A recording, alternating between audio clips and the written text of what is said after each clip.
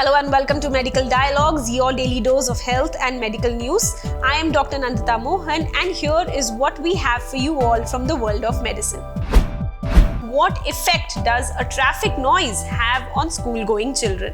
A new study conducted at 38 schools has suggested that traffic noise at schools has a detrimental effect on the development of working memory and attention in primary school students.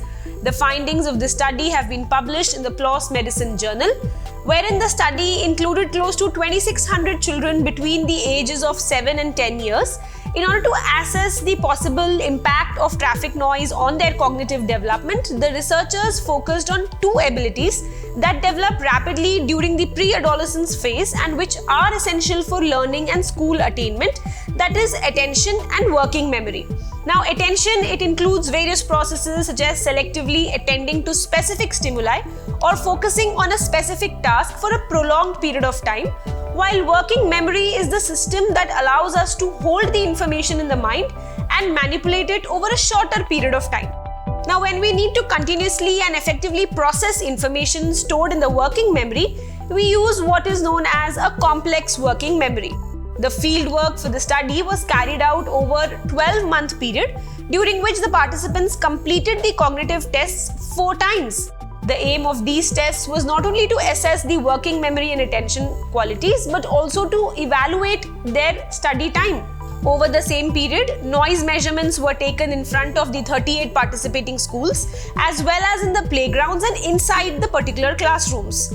On completion of the study period, the findings showed that the progression of working memory, the complex working memory and attention was slower in students who were attending schools with higher levels of traffic noise. By the way of an example, if I have to explain, a 5 decibel increase in the outdoor noise levels resulted in working memory development that was 11.4% slower than the average, while the complex working memory development was 23.5% slower than the average.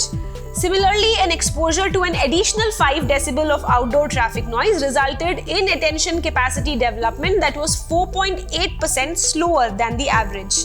Now, if I talk about the differences between the inside and outside the classroom noise, it was found that children who were exposed to higher average classroom noise levels over the course of the year performed worse than students in quieter classrooms only on the attention test but not on the working memory test.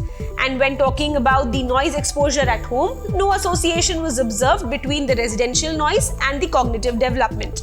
The study hence added that there is an effect of transport on children's cognitive development, which has been observed at schools who were exposed to aircraft noise as well as schools that were exposed to traffic-related air pollution. What impact the parental behavior has on the development of the brain of their children? Researchers are conducting pioneering research upon the fact that unpredictable parental behaviors together with unpredictable environment per se, such as lack of proper routines and even frequent disasters, disrupt the optimal emotional brain circuit development in children, thereby increasing their vulnerability to mental illness and substance abuse. The study that I'm talking about is published in the Science Journal. Now, complex emotional and cognitive human behavior involves many decisions and actions and are also executed by the brain circuits. They receive numerous streams of information which promote the activity of the neurons in these particular circuits.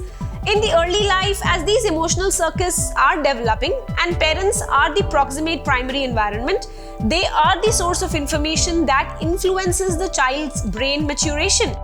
The study results showed that during the early postnatal period, maternal behaviors did influence the synaptic connectivity.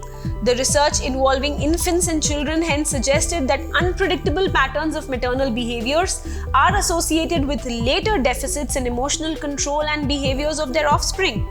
These effects still persist even after the correction, for which early life variables such as maternal sensitivity to the infant's needs, socioeconomic status, and maternal depressive symptoms are taken into account. How the Salmonella vaccine contributes to the rise of antibiotic-resistant bacteria. An investigation into the evolution of Salmonella bacteria infecting Brazilian poultry showed that the introduction of a Salmonella vaccine combined with increasing antibiotic usage led to the rise of strains that are most antibiotic resistant but less likely to cause the disease in humans. These findings are published in the open access journal PLOS Genetics. The researchers wherein compared the genomes of 183 Salmonella that was collected from chickens in Brazil and 357 Salmonella genomes that were collected from humans, domestic poultry and imported Brazilian poultry products. They found that distinct lineages of the two main Salmonella types, these bacteria possess genes that make them resistant to 3 types of antibiotics. But despite their rise, these antibiotic-resistant bacteria have caused very few causes of Salmonella in humans and have not spread to domestic chickens. Overall, these findings suggest that the use of the Salmonella vaccine along with greater antibiotic usage enabled the rise of drug-resistant forms of Salmonella, but that these bacteria have not led to greater numbers of food poisoning cases. Hence, it is important to evaluate the Salmonella genomes from a range of sources. How team sport activities may help protect against mental health difficulties. Previous research has consistently suggested that youth participation in organized sports might help protect against mental health issues. However, some studies have linked youth sports participation to worsen their mental health, so more research is definitely needed to determine which approaches to sports might be most beneficial. Now, to combat this query or question, a large-scale study of children and adolescents has found that participation in a team sport activity is associated with lower mental health difficulties, but that kids who are exclusively involved in an individual sport, such as either tennis or wrestling, may face greater mental health difficulties than kids who do no sports at all. These findings are published in the PLOS One journal. The study wherein analyzed close to 11,000 kids aged 9 to 13 years on their sport habits and their mental health. The researchers looked for any associations between the mental health data and the kids' sports habits, while also accounting for other factors that might impact their mental health, such as an household income or the overall physical activity per se. The analysis showed that kids involved in team sports were less likely to have signs of anxiety, depression, withdrawal, social problems, and even attention problems. The researchers also expected that individual sports to be associated with fewer mental health difficulties, even if to a lesser extent than for team sports. However, they instead found that children who exclusively played individual sports tended to have greater mental health issues than those who did not play sports at all. Overall, these findings add to a growing body of evidence that playing team sports is positively associated with mental health for children as well as adolescents. That's all for today. Stay tuned to Medical Dialogues for latest updates. Never miss a medical update from Medical Dialogues. Like, subscribe, and press the bell icon.